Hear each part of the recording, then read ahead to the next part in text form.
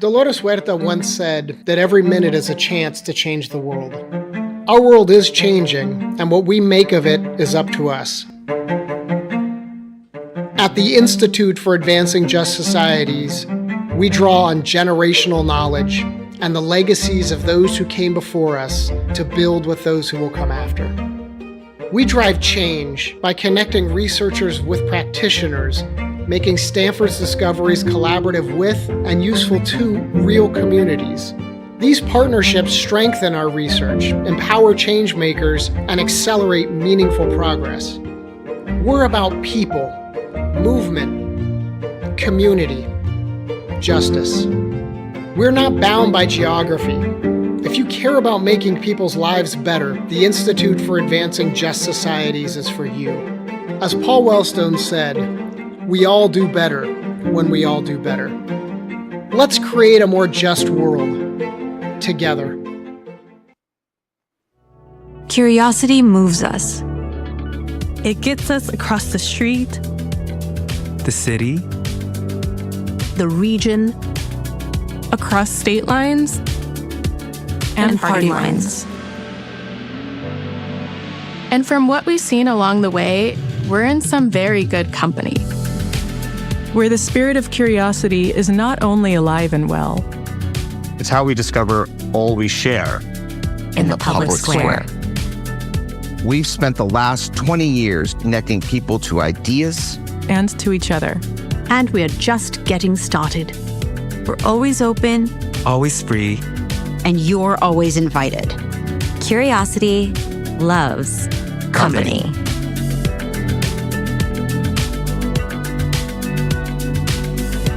Hey everybody, yeah, give it up for Zócalo Public Square. Zócalo. What's up? My name's Chris Torres. I'm the senior producer of live music and events at BRIC. And first we'd like to begin by acknowledging that the land at which we gather is the territory of the Canarsie and Munsee Lenape people who have stewarded this region throughout generations. We also acknowledge enslaved Africans who helped build this land for their strength and resilience and uphold our responsibilities according to their example. BRIC continues to honor Brooklyn's rich cultural heritage through our actions reflected in overall programming, policies, and practices. With that said, welcome to BRIC House. Welcome, everybody. BRIC builds Brooklyn's creative future. We advance opportunity for visual artists, performers, and media makers. We present bold work that reflects diverse audiences and speaks to the world. We ignite learning in people of all ages. We unite Brooklyn through art, creativity, and to build community and make change. And tonight, we're delighted to host Zócalo Public Square and Stanford Institute for Advancing Just Societies. I'm pleased to introduce Tomás Jiménez, founding co-director of the Stanford Institute for Advancing Just Societies. Thank you. Thank you, Chris. It's an honor to be here at BRIC and to present this program with BRIC and Zócalo Public Square. I'm Tomás Jiménez. I'm one of the founding faculty co-directors of the Institute for Advancing Just Societies. Our institute brings together scholars, practitioners, and communities to create solutions for racial and ethnic justice so that everyone can thrive. For us, this has always meant public and cultural engagement and exploration that relate to our mission. So we are thrilled to partner with Zócalo Public Square to create and produce this series of events that combines art and conversation to help us deepen our understanding and envision new perspectives on migration. Our program tonight asks, what is the language of taste? This is the third event in a series, What Can Become of Us?, which is a collaboration between Stanford's Institute for Advancing Just Societies and Zócalo Public Square. This year-long series takes place across 4 regions in the United States. Each of the events includes newly commissioned works of art to inspire a national conversation through exhibitions, public programs, and essays. I'll now turn it over to Ariana Rivera Lee, Senior Programs Coordinator at Zócalo Public Square.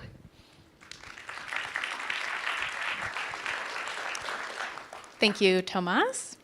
Good evening. I'm Ariana Rivera-Lee, and I'm the Senior Programs Coordinator at Zócalo Public Square, a unit of Arizona State University Media Enterprise. At Zócalo, our mission is to connect people to ideas and to each other. Everything we do is free, and everyone is welcome. We publish original writing and present conversations like this one. You can find us at zocalopublicsquare.org, on podcast platforms, and YouTube, so please subscribe for our latest programs. We were founded in 2003 and are now celebrating our 22nd birthday year. We're pleased to co-present this program with the Stanford Institute for Advancing Just Societies and BRIC. Tonight's program takes inspiration from Speak, Sing, Shout, We Too Sing America, by Pakistani American artist Sara K. Khan. First, we will experience a performance by Khan, then a panel will explore how what we eat and where it's from shape our sense of identity. I'll now introduce our featured artist. Multimedia maker Sara K. Khan's recent creations derive from Persian, Indian, and Arab manuscripts from Central India, Shiraz, and the Arab worlds. Via prints and porcelain, Khan creates an unbound world where forgotten femmes blossom amidst stylized flora and rich culinary knowledge traditions. Inspired by manuscript research, Khan engages in a type of visual critical fabulation.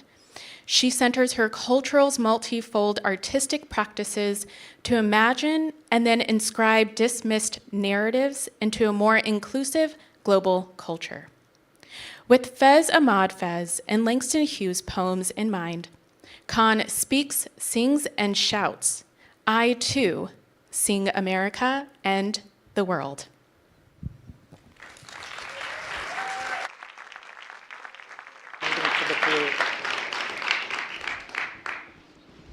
Good evening. Thank you, Ariana.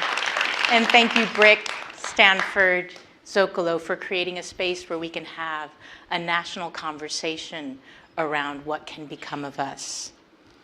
Yes, Pakistani poet Fez Ahmad Fez has inspired me to speak. Langston Hughes, American poet, has motivated me to sing, and together they have very much inspired me to speak, sing, and shout, I too, we too sing America. In fact, we are an integral part of the fabric of this country, so much so that the warp and the weft, the strength of that warp and weft is dependent on me, and of course I invite all of us to shine the cultural richness we embody. So yes, these two poems, and I'd like to also point out in the exhibit, there are 18 poems inspired by my pantheon of femmes, so please take a look at them. What I'm gonna do this evening is share with you some morsels, the crux of what pushes me to counter what I think are faulty, lacking, incomplete archives. What you'll see appearing shortly are inherited archives that I'm going to comment on, and then I will focus more on reimagined archives and artworks that I've created to be outside of the archive and push those limits. So to my right, here, we have New York botanical plant specimens extracted from global South soils. It includes black pepper, cinnamon, clove, frankincense, myrrh, nutmeg, orange blossom, and rose. For me, it is a rich archive. It is an archive that informs us, but at the same time, it is out of context and often out of life. To my left is another compendium, The People of India, created in the 1800s by the British Raj. And I often wonder, when I look at these two archives, I think of an imposition of gendering, classifying, and naming that is lacking again in cultural context and bestows little to no agency on these sentient beings, whether they be plants or people. When I look at the pages of the people of India, I ask the question, well, from whom did I descend? Am I descendants of marauders, or jugglers, or acrobats, or that morally depraved dancing girl? As some of you may know, I consider myself a South Asian fly girl. If you're interested in living color, then you know what I'm talking about. But both of these archives, getting back to some seriousness, both of these archives, yes, they have information, but that information is also anachronistic. It is literally yellowed. It has biases, and it's potentially harmful. So I often think, as I look at these systems that I think are imposed and random and thoughtless, did this way of thinking, did this mentality contribute to the 1930s and 1940s world wars, to a Holocaust, to multiple partitions? So much so, and it should start emerging as it is, you will see a NASA photo from space. This reveals the lit and militarized border between India and Pakistan. You can see this 240 miles from space. So did this 1947, these 1948 rushed and externally imposed borders, did these partitions reverberate in us to this day? They reverberate in me. Cutting up of the world traumatizes us all to this day. So to counter this, I try to build worlds and artworks that are beyond the confines of the archive. I try to create placeholders of histories denied, reimaginations of worlds muted. What you'll see now are 3 portals emerging. And these portals, the first 2 is an Islamic medieval map, Al-Idrisi, some of you may know it. It's a map from 1154, created for King Roger II of Sicily. And the second map that's about to emerge, you'll see also in the exhibit. It's an abstract map of the world from the Book of Roads and Kingdoms from the 9th century. You'll see peacocks, me reclaiming peacocks, that represent ancient stories that are associated with love and the monsoon. You'll see an amulet, an Arabic talisman that turns with the script. It's protection for me, it's protection for us, and it's protection for my works. You see a dhow, sailboats that are still sailed today in that African, Arab, Asian ocean world, propelled by the monsoon winds and the monsoon waves from East Africa to the Arab shores to West Africa and back again. Maybe these maps remind us that other worlds were and are possible before the Americas were significant or even people were interested in them or knew about them. Now I get to relax because I had to time that really well, so now I can okay, it's okay. I had to hit my marks. So now here to my right, we had a plant portal earlier, but now we have a different plant portal.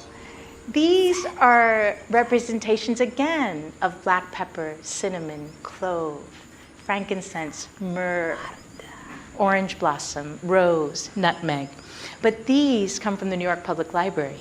These are representations of plants from an Arab Materia Medica, and then this Persian book called The Wonders of Creatures and the Marvels of Creations. I love them. I think they're spectacular. They're nuanced, they're stylized, and they are decidedly not exact. In fact, they still impart much knowledge, much beauty to the trained eye. So, and we can take up the sound now. So what I wanted to do in this little area was rematriate these polyethnic names from the Indian Ocean languages. I wanted you to see the scripts, and I wanted you to hear the sounds, and I wanted you to hear 3 women, one from Afghanistan, one from Pakistan, one from Somalia, in Pashto, in Urdu, in Arabic, releasing these names from an imposed Latin naming system that cut them like a knife from their roots. I break them open so you can hear the hum of their names, their righteous names.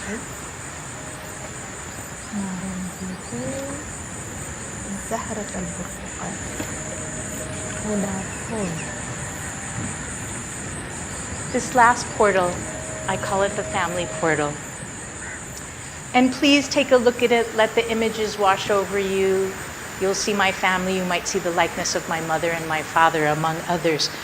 But what you're not gonna see is, well, I've been searching for joy. A lot of us, I think in these last years, we've been searching for joy. And I've been searching for joy by going through family archives and films and footage. But what's not visible here, and when I talk about my family, I often talk about my ancestors and family as we have migrated much and we have been partitioned once. At the turn of the century, Muslims traveled from Kashmir to the Punjab. My father's family ended up in Amritsar and Simla, my mother's in Lahore and the environs. My father was a medical student in Amritsar at that time. He received the trains from Lahore filled with dead bodies. We don't see that in these images. He was told to get himself to Pakistan, and they ended up living in a house in Balla House in the old city of Lahore. That was formerly occupied by Hindus or Sikhs, and as they fled to India in 47, they probably had the keys to their houses in their hands. My mother was 15 years old at the time. She would peer over the wall at the fallen women, those women who had been raped and discarded and were in a type of no man's land. So these images don't necessarily show that, but it's also a place of great joy for me. And no, it's not perfectly timed, but you will have already seen my grandparents, a grandmother's funeral, cousins, aunts, school photos, degrees, graduations, footage of my mother via my father's gaze, bedecked proudly in her sari, strolling the streets of New York City, specifically the New York Times Square, which is near the New York Times. You see my mother in her first snow in Western Mass, and you see I hear my father saying, don't these Americans know that I grew up in the foothills of the Himalayas? I know snow. So what I hope you are feeling in these tender, loving images to me that I use to heal myself, to propel myself forward, I hope that gives you permission to do the same. It seems like the most radical thing you can do right now, outside of growing a garden and saving your seeds, is to be in community, is to greet each other, is to speak, sing, shout. Who brought you to this place? So what I'd like to ask you to do right now, and what we can do is we can take up the volume, and you can be bathed in monsoon winds and rains and waves and sounds and beautiful women humming and saying a part of their culture and saying it with you. I would like you to greet someone you do not know and share with them who spoke, who sang, who shouted you into this world. Who do you want to bring into the room? Because that is what's going to strengthen our fabric. That is what's going to make the warmth and the weft of these times stronger. So I'm going to go introduce myself to someone I don't know, and I would like you to do the same as this washes over us. So here I go.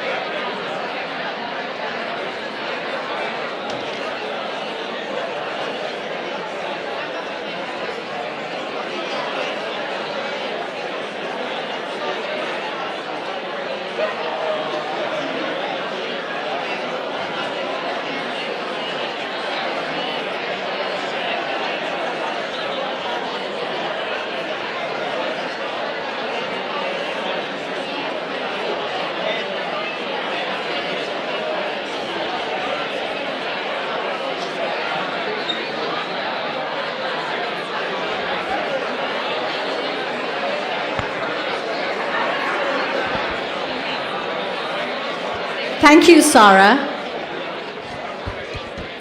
Everybody in this room, thanks you.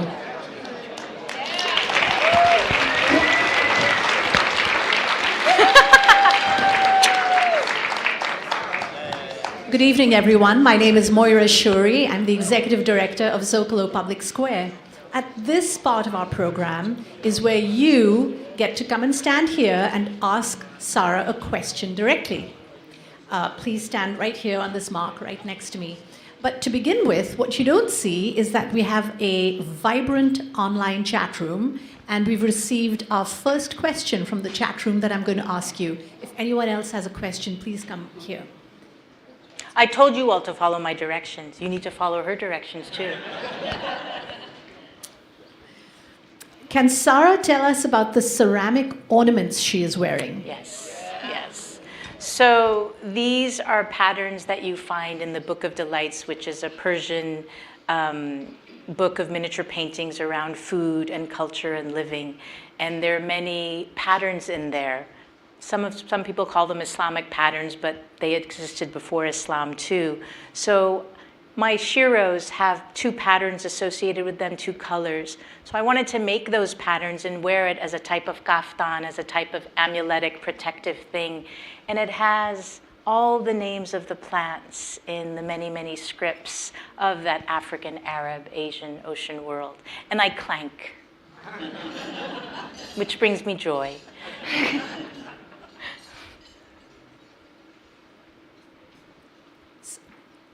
Sarah, we have a second question from the chat room, since people are a little shy. I guess they're warming up before the panel discussion. Of all of the ingredients that you have of all of the ingredients that you have depicted, can you tell us which was one ingredient that stood out to you that was an inspiration for your work? I usually get enraged about things, which propels me to work. So the Nutmeg's Curse by Amitav Ghosh and the history of nutmeg is quite profound and a perfect example of colonialism and extraction. And so that was very much a motivating factor. And it's the only one of those 8 pieces where there's some red, because the aril that's around the nutmeg is this gorgeous bright red, like your sari, around it. So how's that for my response? And here's the final question from oh, you have a question? Come on. Absolutely. Right here, and I'll hold the mic for you. Okay, thank you. I love what you said about plant portals and how they impart knowledge and beauty. And I was just wondering if you could talk more about plant portals and how they engage the senses and can connect people to the stories that you're telling. What's your name? Oh, my name's Corey. Thank you, Corey. Yeah. I'm working with a wonderful graffiti artist who now does graffiti art in the form of films. His name is Simon Roubi. And we wanted to create a space where literally it was a portal-like, where you could be transformed or transposed to another place. So we began playing with the plants, with the maps, and with the family. So there was a way to kind of focus the eye and the direction, and also play with these different forms. So let's see where it goes. But wouldn't it be lovely if we could step into those portals? Sometimes I would like to leave and go in that portal. We have time for this last question. Okay. Hi, my name is Monique Gabriela Kernan. Hi, Monique. I got a chance to look at your work in the gallery. I wonder if you could share with us a few, as you talked about the nutmeg and the frankincense and all those wonderful flowers, plants. Could you tell us a bit about the shiros and yes. How you discovered them yes. and created narratives for them? And does that dovetail at all with your family portal? Yes, yes. Thank you, Monique Kernan, for that question. There is a 15th and 16th century cookbook, Book of Life, called the Book of Delights. And it is in the British Library. And I had to pay a lot of money to get those high-resolution TIFFs, and I was asking the question the entire time, what does the empire owe me? Obviously, I have to pay. And it has beautiful miniature paintings in them. And I asked a simple question, and I was discussing this earlier with our beautiful, amazing food panel, that if you are in that food world, you know about this manuscript. The Sultan is at the center, but it's this pluralistic, multi-ethnic world. And I was like, how come I don't know about this? And it's before the Portuguese colonized. So there's the pinkest and whitest person to the darkest, blackest person, a whole array. So I asked a very simple question. If I deleted the Sultan, what would their lives dream into? And this is one of those dreams. Sada's artwork, Speak, Sing, Shout, We Too Sing America, will be on view here at BRIC until December 23rd, 2025. It's time for us to move into the panel conversation. Sada. Thank you. Thank you. Woo!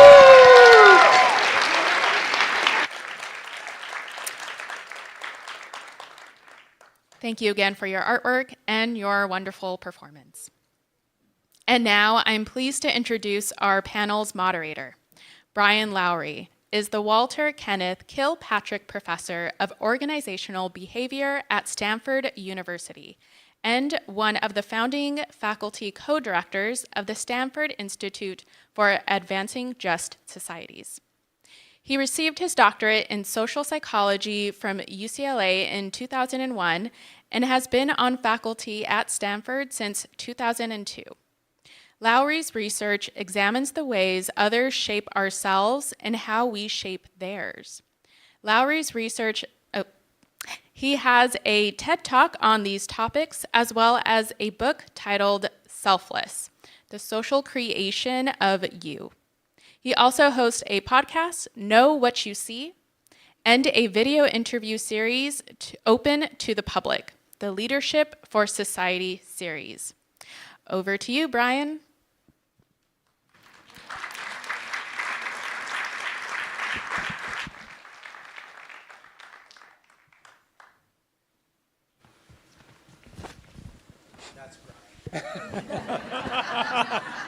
Thank you, Krish. Thank you. So I'm Brian Lowery. Thank you for that wonderful introduction. I am really pleased to have these three wonderful people with us tonight to have a conversation that explores migration and food. So I'd love to introduce them first. So first, to my left is Power Malu. He's a pioneering artist and athlete and activist born and raised in the Lower East Side of Manhattan, whose life has been defined by a deep commitment to justice, healing, and community empowerment.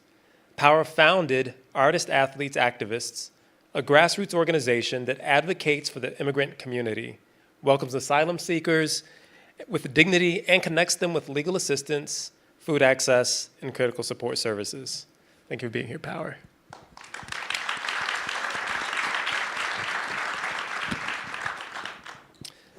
Joan Nathan is a frequent contributor to the New York Times and other publications. She is the author of 12 books, including My Life in Recipes, Food, Family, and Memories.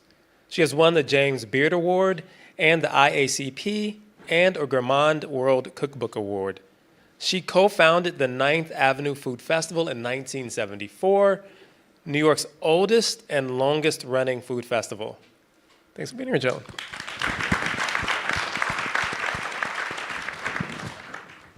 And Krishnendu Ray is a professor in the Department of Nutrition and Food Studies at NYU and the director of the doctoral program. He is the author or editor of several books, including The Migrant's Table, The Ethnic Restaurateur, and Curried Cultures. He's also served as Dean of the Liberal Arts at the Culinary Institute of America. Thanks for being here, Krish.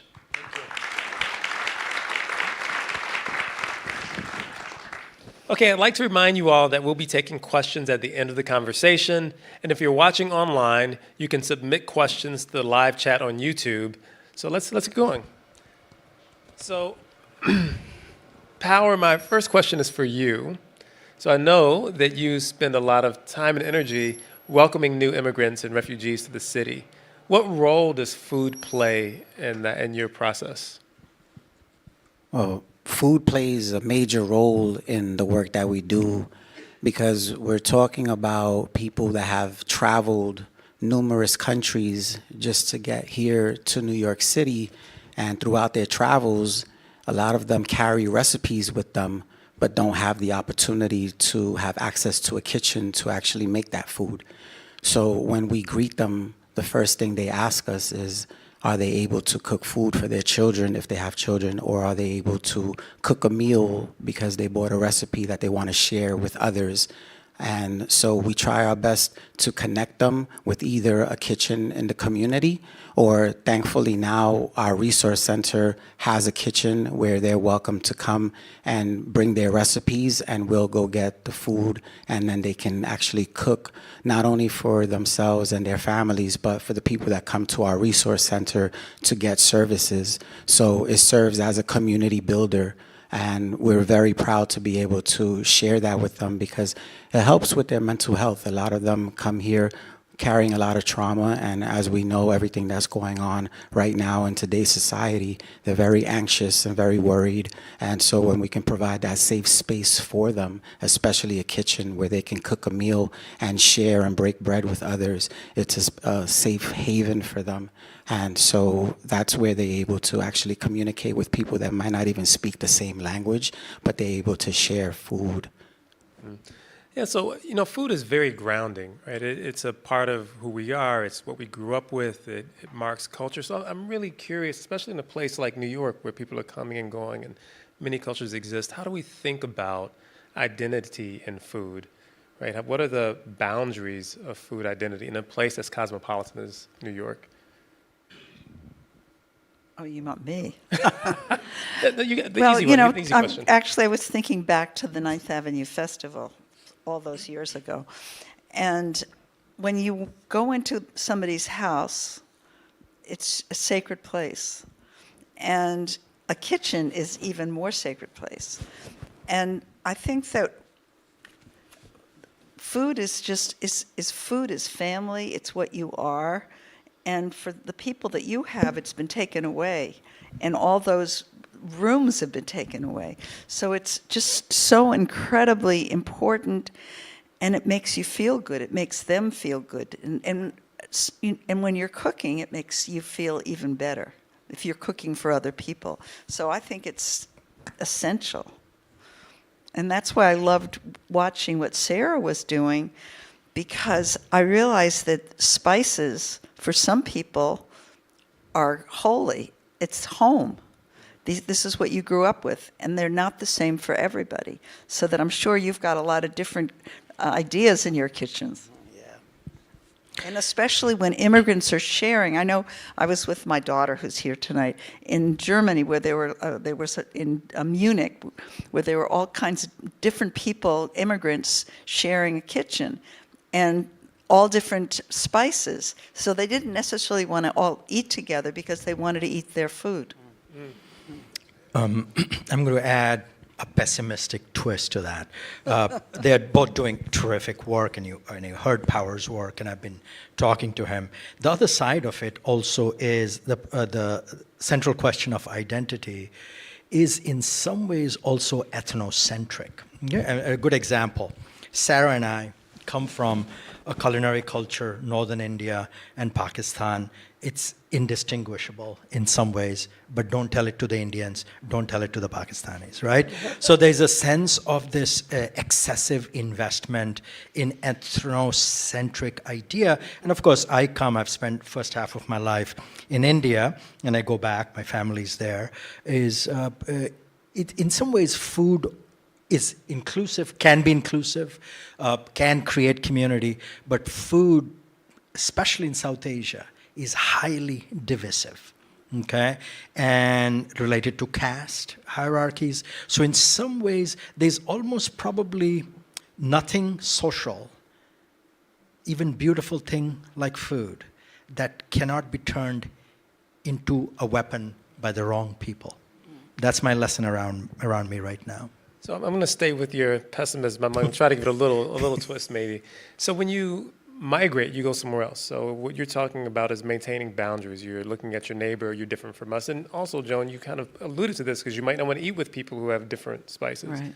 But when you migrate, what you often are looking for people who share something with you, right? And you're looking to maintain a sense of where you're from. So how do you think about that? Is that ethnocentric? Do you worry about that? Maintenance of who you are, who you've been, your community, your history? I can kind of start on that.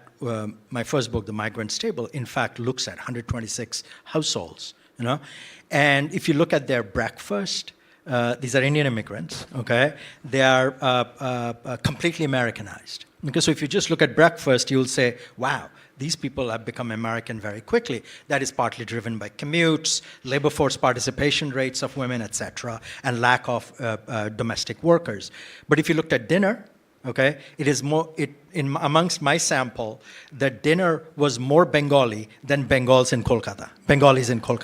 Okay, so there's a sense I see that's why immigrants as quintessentially modern subjects, where we are dealing with questions of continuity and questions of discontinuity. And all of us face that in the modern world. And immigrants, in some ways, show us how to do some of this, where you can become, like your language, be substantially Americanized, and yet on the other side, retain elements of your cultural domain, like the example of the dinner. So you can do both.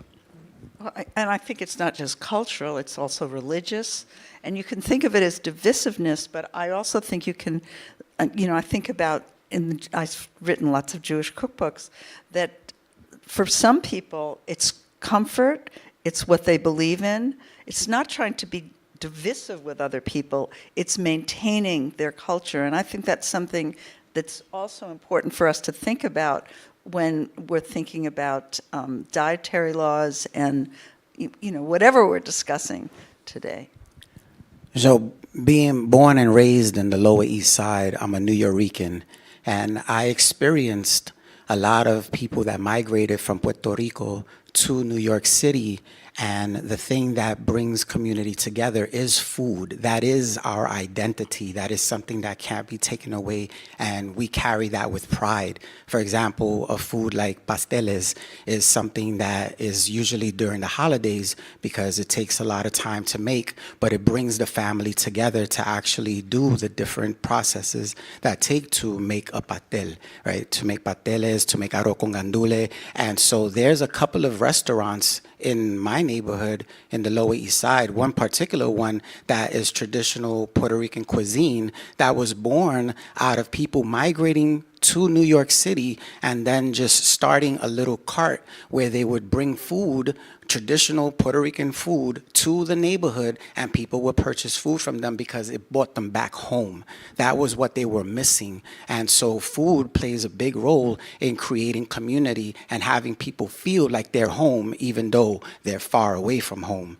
So I'm talking about Adela's. So if you get a chance, you go to the Lower East Side and you visit Casa de Adela, and that is Puerto Rican cuisine, top notch, and it's home cooked, old school, small space where you go there and you feel like you're in your grandma's house, grandma's kitchen, and is very family vibe. And so that's what food does for a lot of people. When they're missing home, they actually go to those places where they can actually smell the sofrito and hear the singing and the music and the loud chatter, and it just brings them back. So that's my connection as a Puerto Rican. I just wanted to throw that in there so that people can see like why we gravitate towards these kinds of communities when they celebrate food, because we don't want to lose our identity, because a lot of times we've been forced to forget our language or been forced to forget customs just so we can assimilate and feel like we can belong. And it's about us celebrating who we are and not losing that. Yeah. And also foodways, it seems to me, are one of the last things to go. And as you said, they're going to, I think all over the world, they eat cereal. even in India and Pakistan. But what you're saying is, I have this idea called culinary lag, and maybe it isn't so with the Puerto Rican community yet, but in writing cookbooks or going around the country, I've seen that other traditions that maybe once were really popular are gone, except for immigrants at holidays. For example, lutefisk, which is a Norwegian dried fish cured in lye that was Norwegian immigrants used to have, or still do have, at Christmas in Minneapolis. When I spoke to a Norwegian ambassador to the United States and told him about this, he just laughed at me. He said, nobody does that anymore in Norway. And it's the same thing with, I'm sure most of you have seen the Big Night with this pizza rustica, also called a tempal, which is huge, very fattening Easter main course, like a pie, in Italy. They don't make it in Italy anymore, but Americans from Italy make it, which is probably what's going to happen with some of those Puerto Rican dishes eventually. But it's no longer, they don't do it in Italy. It's too fattening. We hope not. That's, and I don't think so, because there's always a place that you're going to find Puerto Rican food somewhere. There's Puerto Ricans everywhere. But you know what's interesting? I want to pick up on something you said. You said I'm a New Yorican. You didn't say I'm a Puerto Rican. And I just wonder, how do we think about the evolution of identities, the evolution of food? When we think about tradition, we think about it being static, but food is not static. And what does that say about identities? When do things change and how do they change? I'm curious what you all think about that. I was thinking, what did you call it? A culinary lag? Yeah. That's a very cool way. It's a bit of an archaeology of knowledge about a place. And it also, you see the reverse side of it. In a way, if you have read V.S. Naipaul's work, who is of Indian heritage out of the Caribbean, he goes back to India and is really disappointed that Indians do not use lamps with lamp oil. They use electric lights now. And so that's always kind of a bit of the diasporic sensibility, okay, to stymie change, excessive change, because they are surrounded by difference. Compared to, say, in India, well, there's 1.5 billion people who are Indians. So in India, I never said I'm from India. It is meaningless, right? And so my culture, in some ways, so what one sees is a sense of the temporality and its spatiality. When in a particular place, in a different place, the rate of change in some things speeds up, and the rate of change in some things slow down in some ways. And I see that in different meals. I'll give you one last example in terms of, you would think in a wedding reception, because it's a life cycle ritual, food would be most conservative.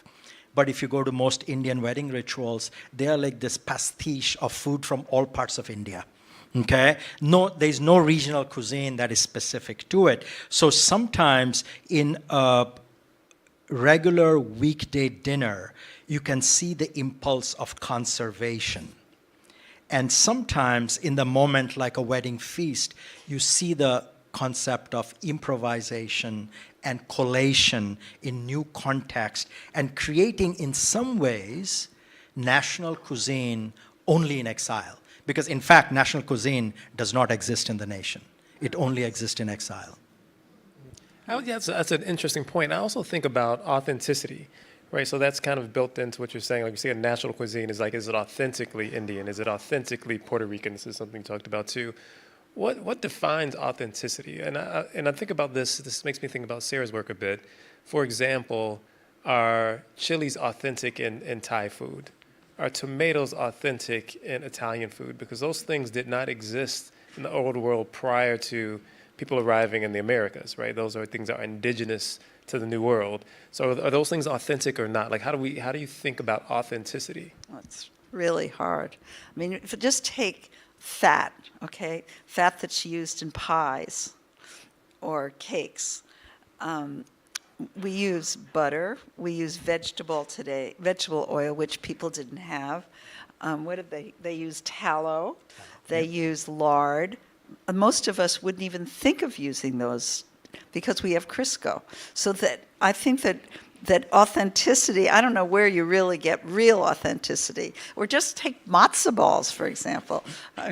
I hope some of you have tasted matzo ball. But anyway, you get matzo ball mix, and people think that's authentic. Well, it isn't, so that all of these things change with the way the world changes, the way that we saw the three things on the map: ingredients, people, and the world.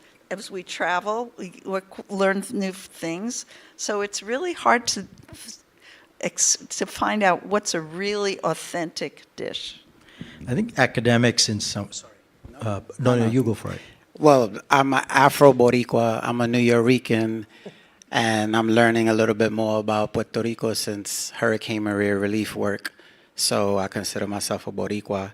And then when we're talking about the food and the authenticity, when things start becoming mass produced, they lose their authenticity, because then you got people creating things that they probably don't even know much about, but they add ingredients that don't go with it. And then they hijack foods and things like that. So the authenticity stays true within community and within small rooms. So I think authenticity, if you look at it, academics don't like to use that word, but I think we're overly skeptical about the fact that it is the quest for a true copy. And if you think about the paradox in that, right, it's a true copy. Whenever we are seeing something, we are seeking something authentic, we are seeking a true copy of something, okay? And what people are questing there is two things, basically, which is related to the experience. One is accuracy. The other is sincerity, okay? And in some ways, hence, authenticity is the quest for accuracy and sincerity in the context of your life experience, okay? But in some ways, there's no way to objectively define it other than, in fact, subjectively and intersubjectively constitute it, where in some ways, if you tell my Indian friends, no chilies from now, okay, they'll freak out, because that's, in some ways we define it. Even some restaurants consider themselves, the more chili you have, the more authentic it is, okay? And which is basically a 19th, 20th century phenomena. So your question, very well put. I don't think we have an answer to that, but what we have an answer to is the quest in the context of change and modernization is to seek the accurate and the sincere, and that's what it is a quest for. Let me push a little bit on that. I think you can think of food and scale, and it's an interesting conversation. So what I mean by scale is there's the personal, like what you ate at home, like what your mom cooked, what your dad cooked. That's personal to you, and you feel like that is authentic. When I smell that, or think, it reminds me of who I am. Then there's communal, right? We talk about Puerto Rican, like there's a communal sense of like, this is what we are in this community, this local community, whatever that community is. My image of what it was back there if I haven't been. And there's historical, right? And this is what we're talking about a little bit when we talk about Sarah's work, because there's a historic sense of where did this come from. So when you talk about accuracy and authenticity, at what level are you talking about it? Yeah. Is it personal? Is it communal? Is it historical? All three levels are a good way to think about it. Personal. And I think I'll give you one example. I don't know about you. I try to make everything my mother makes, and I always fail to make it. Like that. So I don't know how authenticity is being communicated between my mother's generation and mine. Is partly what is driving it is that quest in me, that I want to make that, and I can never do it for some reason. And that may be a psychological positioning where I'm an older man now, and I'm questing for what it felt like to eat my mother's food when I was 10 years old. And that can never be replicated. So in that context, what I'm looking for is sincerity of effort. So if you try hard enough, even if you fail, it's okay. I don't know. It's like I failed 90% of the time. My mother says, I don't know what NYU is doing, pay you money to talk about food, and you can't even cook the 6 dishes I cook so well.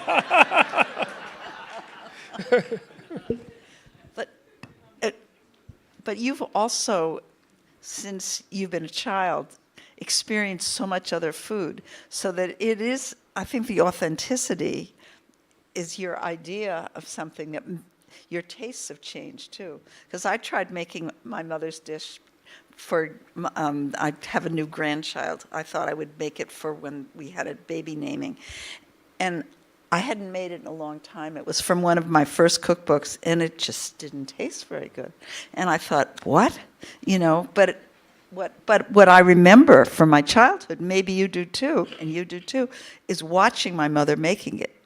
And the experience of smelling it and cooking it and then tasting it, it was so delicious. Well, one of the recipes had cocoa in it, and I clearly we didn't use very good cocoa back then, and it wasn't good. So I think we changed too. I think when I look at the people coming to the kitchen and cooking food and how they communicate, I think that the authenticity is personal, and they're so passionate about sharing. For example, we had a woman from Guinea that was making a peanut butter stew, and next to her was a Venezuelan making arepas, and they were kind of like looking at each other, because I've also never seen, peanut butter stew with chicken, and she was making it and just kind of the way she was talking about it and sharing with other people from Africa that were there.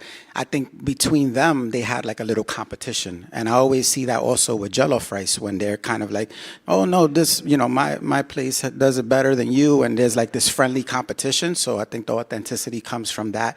But it's interesting when you have someone actually making food and they make it with so much love, and they take their time making it, and they're so proud to share it with someone. I think that's what makes it authentic, because it comes from a place of love, and they're inspired to make this, to share where they come from and share a piece of home with you. And, this is all makes me think about consumption too, right? So you're talking about people have different styles of jollof rice, or you can't reproduce this matzo ball or the whatever you were trying to make from your... Don't challenge her on that. I'm sure they're delicious. Okay. But again, and I always go back to a place like New York or any kind of cosmopolitan place. We're eating all kinds of food all the time. And so what is the consequence of, and you've already pointed to this a little bit, what do you think is the consequence of the amount of consumption of the varied kind of foods that we have? Right? How does that change? How does that change your experience of eating Puerto Rico? Like, you eat Puerto Rican food, but if you were in Puerto Rico and never left, would the experience of Puerto Rican food be the same for you? And I'd argue, I think that maybe it wouldn't be, right?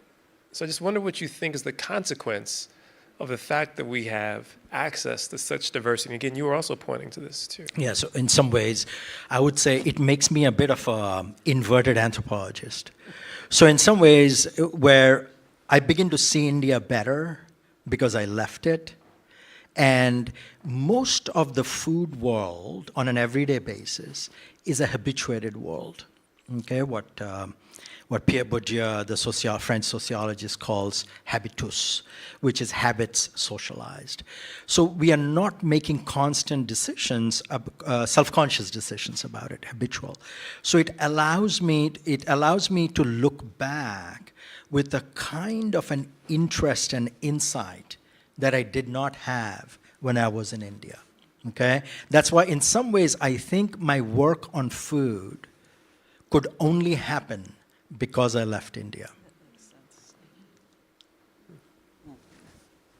There's another thing that I'll point to that's a part of the academic literature, where it looks like as people attain more power and status, they become more omnivorous, right? They consume more varied types of things. And this is not just food, but in music and other things. So the people who are groups that tend to be lower status or newer to the community stay with a limited set of things. And then people who are higher status, have more power, tend to be more omnivorous in their consumption. Like, what does that tell us? What do we learn from that distinction? Well, I would agree with you on that one. And I don't live here. I live in that other city called Washington, D.C., that some of you may have avoided right now. But anyway, I hope. But I've seen people that, let's say you have a Philippine person working for you who does your cooking, and you make her or him make American food, what you want. And I once had pancit, which I love. It's a Philippine rice dish, and with shrimp and other things in it. And I said to this woman, the Philippine cook, do you ever make pancit, which is delicious? And she said, no, they don't want Philippine food. And I think that's what's happening a lot, that the food that people really want, they're sort of afraid to show, and you would know this better than I do, to other people, this really good ethnic food that keeps them together. Because so many people have lost it. And also, in a city like New York, you can get everything, right? There are all kinds of and food writers are constantly trying to find these good ethnic restaurants to find maybe that real authentic food. And it's hard to find. Well, I could say that it's not healthy for you, but cuchifritos, right? That used to be in our communities. There's maybe a couple still around, but that kind of food would be considered food for poor people, right? And not so good for you. But it's like, that's kind of something that we look forward to. It's like, for us, it's like, oh yeah, we're going to the cuchifrito. Like people go, oh, we're going to go to McDonald's.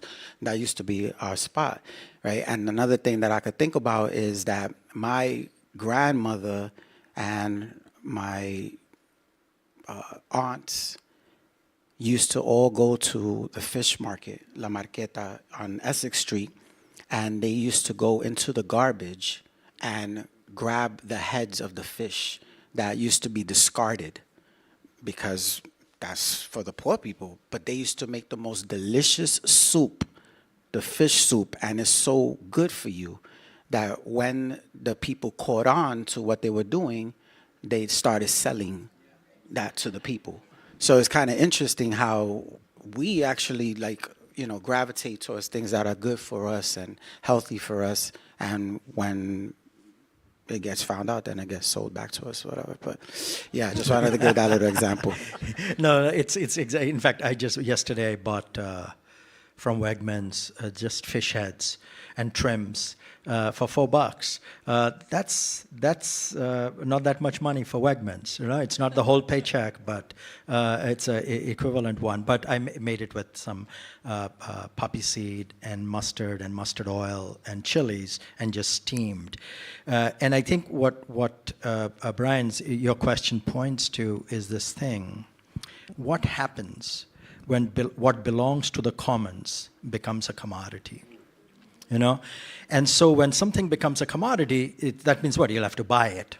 Okay? So it's always a transactional relationship. And I think it links back to your previous question about authenticity. What people are often seeking in an authentic transaction is something from the commons that is not fully commodified, but they want to buy it. There's a paradox in there. So I think in some ways, that's the downside of commodifying everything. And very clearly, as you said, the research on music and food shows that Americans, at least since about the 1980s, have become massively omnivorous, first in music and then in food. Food is a little later than that. And that is exactly which also accentuates the search for the authentic. So you want to buy it, but you don't want it to be bought so easily by anyone else. That's the real authentic thing. That's why the hole in the wall, that's why obscurity, that's why the secretiveness around it. And of course, the other side of it is all these ethnic restaurateurs are very smart, okay? So they will hide their authenticity and not have the menu in English because it'll pull in suckers like me saying, I want that menu that is not in English, and they're selling it to everyone. Okay, so that's the funny relationship between the commons and the commodity form, and how prestige and status works when you can buy things. And how does this tie into appropriation? So what you just described is a situation where somebody is trying to create a sense of authenticity, and there's also a desire sometimes, goes to the point you were making, Power, I believe, where you want to say, this was ours, and now it's being taken by others. It's being taken from us, and maybe in the worst case, sold back to us after it's been taken from us. And cleaned up, yes. as they say. The worst words you can use. Upscaled and cleaned up. So how do we think about what's the difference between sharing, right? So you're excited and proud of what you have and what your community's produced and how delicious it is. Sharing it, and appropriation, where it's just an open commodity for anyone to participate in. Well, I think we can go back to hummus, because that's one of the key foods that people say there's been appropriation. It's been around for like 5,000 years. Everybody in the Middle East would eat hummus in a form, maybe not with sesame because it wasn't brought back, but it was the poor man's protein. I think that's why we are called humans, right? From dust to dust. Well, hummus. I think it is. Someone has to check the etymology, hummus and humans. Anyway, it seems to me it's sharing. These things have been around. The rice dishes are things that all these people use, right? I just don't get it. So when when you say you don't get it, you mean the idea of appropriation is not one that makes sense to you? It's sharing. Nobody owns anything, really, especially when it comes to food. That's my opinion. That's a controversial one. What? It's very controversial. Power, you jump in and tell us. Give us the solution to this thing, man. No, it's true. It is about sharing, right? And that's the important thing about being human beings and not allowing ourselves to be divided, right? It's about sharing. But when you turn appropriation and exploitation, that becomes a problem. But when it's about sincere sharing and really just kind of like connecting on a human level and using food for that purpose, I think that is what we should be doing. But when they try to take or hijack something and then sell it back to you, that's a problem, and that should be called out. See, he said sincerity. And I think that's absolutely crucial about it. And it is the tragedy of what belongs to the commons and turned into a commodity form. Hence, we are questing for that sincerity. And if that sincerity is possible, then I think all this belongs and can be shared and should be shared. And it is the blame happens when it ricochets back and returns as a commodity, now highly valued. Now you can charge $40 instead of charging $5. That's where the resentment comes from. I'm going to push back a little bit. I only have 5 minutes, but I'm going to do it anyway. You can be mad at me later, Bianca. So I think that food is about identity maintenance for a lot of people, and that requires boundary maintenance. And if you remove boundaries, you've obliterated my identity, and I'm not okay with that. So sharing is fine as long as you know it's mine. You know what I mean? Like, I think that, so I just want to be clear, when we say sharing, that is not the same as saying, like, this is all of ours. It's like, this is mine, and I'm sharing with you. And the reason I think that people might feel this way, and I'd love to hear what you all think and challenge me, is because food tells us who we are. And to know who we are, and I'm going to tie this to Sarah, is to make boundaries and name things, right? That's how we know where we are and who we are. And if you obliterate those boundaries and you say everything is everyone's, how do I know who I am? But that doesn't. I don't know. It just seems to me that it doesn't. We're not saying that. We're not saying that. What you're saying is that I like sweet potatoes, for example. Okay, I like sweet potatoes, but this is me. Nobody else can have it. It doesn't make sense. Oh, you can have it as long as or a it's mine. recipe. There might be. Oh, you can use my recipe too, as long as you know it's mine. Is a question partly of intellectual property and cultural property in a world in which it belongs to the commons. So you're pointing absolutely a right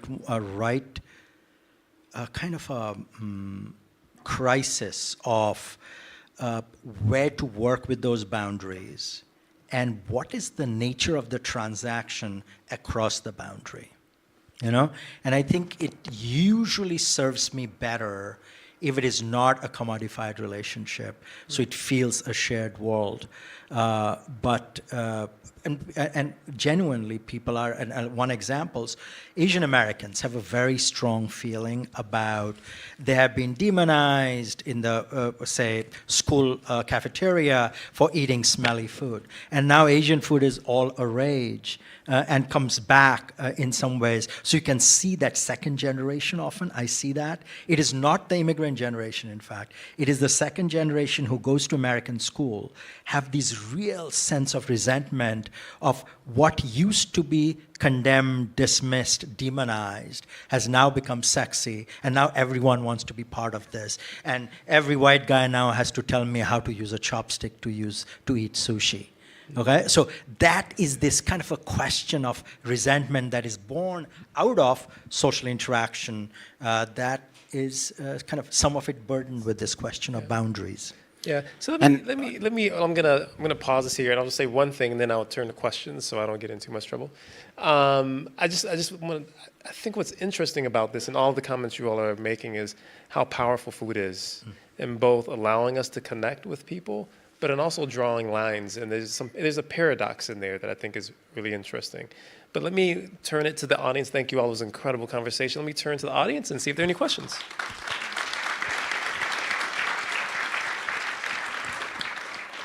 Thank you so much. Please come and ask your questions here. I'll hold the mic for you as you do that. We have not just a chat room, but also people in this room sending in questions via text message. And so the first question we're going to start with is, could you speak on the impact of food deserts on culture and community? Maybe Power, that's one for you. Yeah, so we can talk about the pandemic. In the Lower East Side, where I'm from, we had a situation where a lot of the food that was being brought to our community wasn't culturally sensitive.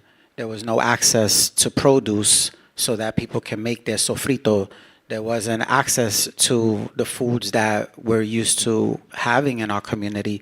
So, which is part of why I actually started a community fridge program in my neighborhood and inside public schools to give people access to fresh produce. But just thinking about how these new supermarkets or these mega marts pop up in our communities and they are not accessible to people that are from that neighborhood. So it's kind of like less about food deserts and more about food apartheid. There are food deserts in the Bronx and in a lot of other places, but the problem is that when you put these mega marts in our communities and our people don't have access to them, then it becomes an issue of discrimination, or it becomes an issue of scarcity in that sense. So we made it our job or our purpose to actually connect with farmers and be able to get this fresh produce to our families, especially seniors who were used to cooking a certain way, and they were being bought like canned food or like things that they can't really utilize. So there was a lot of food waste. So I think it plays a huge role when it comes to culturally sensitive foods, to actually keep in mind that when you're trying to help people, ask them questions and ask them what do they need and be informed before trying to come in as a savior and just dump things on them. It's a similar thing in Washington.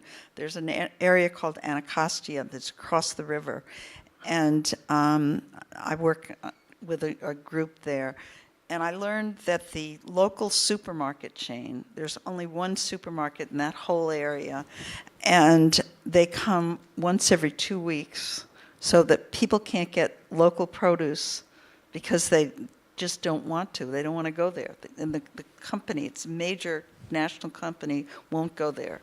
And so this organization that I know, called Martha's Table, has these joyful markets where they bring fresh produce to schools and people can pick them up. But if they couldn't do that, there'd be nothing. And, you know, they do have some fast food places, and people that come, there's one like metro stop. You know, it's terrible. It's a real food district. We have a question. Hi, I'm Susan. Howard, thank you for all the work you do in the community. I'm from Los Airas myself, grew up in the Lower East Side, Alphabet City. And growing up, Chinese restaurants, you know, Americanized Chinese restaurants will sell plantanos, will sell tostones. And my question to you is, you know, that was like in the 80s, 90s. Do you think that's appropriation, or Chinese Americans or Chinese immigrants saw that that was the market, right? There were a lot of Chinese people in those areas, but we also have Puerto Rican friends, and we wanted to share their food. So would it be considered appropriation or sharing? And I think that that's the line that I often get confused, and that line can be a very blur, gray area. So I just would like to hear what your take is on that. It is absolutely not appropriation. The people that owned those restaurants, a lot of them were Cuban Chinese, and so they did Chino Latino, so they did always like try to combine Chinese with like those dishes that come from where they come from, whether it's Cuba or I've been to Venezuela, there was Chinese in Venezuela. So I don't think it's appropriation at all. I think it's more about them sharing and connecting with something that they know, because they spoke Spanish too. Like, you know, it was just, they adapted to wherever they traveled around the world, and they made way in the Lower East Side. I know one particular restaurant doesn't exist there anymore. It was called Apollo Restaurant on Delancey Street, and we used to go there all the time, and it was beautiful just hearing them just, you know, yell out the dishes on, you know, plátano maduro, you know, and this is a Chinese restaurant, but they were serving foods that we were, you know, we could relate to. So yeah, in that sense, no, it's absolutely sharing and connecting, and we connected with them. Another question? Hi, my name is Chris. So I guess my question would be is maybe the answer to one of the fears, which was, where's the boundary for appropriation or claiming of food? On the left side, what I saw from Sarah's exhibit was first the fear of naming and then claiming things. But other than actually just caging that thing, the person naming is caging themselves from the experience by, you know, already having a predisposition for what it is. And then on the right side, she actually had a portal or a hole in the wall, which is the real experience. So maybe the answer is actually experiencing it and letting the people that cage themselves and that thing be in their own box, but to remember that the portal or the experience is always right in front of us. Beautiful. Beautiful. Sarah did it already. Yep. She nailed it. So that was a question and an answer, right? Because we don't have to answer that. That was very good. I like that. Thank you, Sarah. It was beautiful. Hi, my name is Jossie DaCosta Johnson, and I think I have a challenge, maybe more than a question. I want to thank Sarah for her work and for speaking on herbs and plants. And I want to thank you all for your passionate expression about your culture. As someone who has to go several generations back for immigrants, and I hold the blood of indigenous Cherokee, Irish, enslaved Africans, Underground Railroad trafficked. I grew up in Washington Heights. I'm not Puerto Rican or Dominican. I don't necessarily connect with food in my home. My mother's a wonderful cook, but I became a vegetarian at 13. And as a performer, traveling the world was how I learned how to find the spirit and my original connection with food and bringing me back to the earth. So I'm also a doula, and I've become an herbalist, and I work with mushrooms and educate on mycelium, and that started from living in Italy. and recognizing how Italians eat seasonally, eat locally. We weren't giving that, just like you're talking about in terms of the way food is fed, fast food is fed. And I just want to say, as someone who's learned languages as a function of living abroad and learned how to eat and nourish myself with medicine from various cultures that may not be of mine in this lifetime, maybe, that the answer for me, or the question for me, is less about assimilation and more about migration versus colonization. So are you respecting the culture? Is there sharing? The myth of Thanksgiving, was that sharing? You know, are we respecting the culture? Are we borrowing spices because it calls to something that we can't necessarily name, while respecting where it's from and where we are on, the land we are on? So often when I educate, I cook for people after the conferences so that they can understand what mushrooms should taste like and how they should, you know, be part of your eating every day and connecting with the land. And so the challenge is to kind of extend outside of the immediacy of the immigrant communities into how we relate as humans, connecting back with the land and respecting the difference between migration, sharing, and colonization. I think you said it. You are one of these people that's been able to experience the world and through food and through thinking about what you're eating, who you're meeting, and integrating that into your life. And that's what we all have the privilege of being able to do, and not everybody does. So I applaud you. Would you like to conclude? Nope. That was good. Very well put. It's about experience. Yep. Yes. Okay, I think we have no more questions unless... Wait. I wish I had my third hand. Wait. Oh, we have a question. Come on, by the time I've scrolled through my phone, come stand right here next to me. Okay. Hi, my name is Khaled Jarrar, and it's called hummus, not hummus or hummus. Thank you, Sarah, for inviting me. And I was so hesitant about to ask a question or to add a comment, or I was in my mind, because I don't have a question. I just have a funny story. Okay. Yeah. So my mom, she used to know the value of hummus, and she used to make us hummus and forced us to eat hummus for school. Even sometimes she have hummus sandwich. And we used to throw it in the garbage because we didn't like it that much, because it was everyday meal. Because this is poor people food. It's a lot of protein. And I grew up in Jenin in the West Bank, in the occupied city, since 6 months. And my mom, she never said, oh, this is a Palestinian hummus. She never said that. It's just hummus. Just eat it and close your mouth. And then later, when I grew up and we have the Intifada, we start understanding that our food is being stolen from us, from the people who say it's hummus. And I was reading in the Quds newspaper once about a Lebanese chef is making the biggest hummus dish to register at Guinness Book, and was seeing the celebration and a really huge hummus dish. And Israel wanted to compete on that. And the funny story that they brought a Palestinian chef to make them their hummus, to compete and to win and to defeat the Lebanese chef. Thank you so much. Thank you so much. That was a fantastic story to end on. Well, always great to end on a story. I'll hand it over to you, Brian.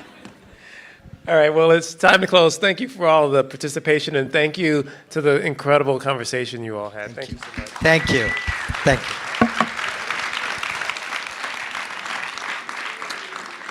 All right, well, thank you to Zócalo Public Square and to BRIC for co-presenting this program.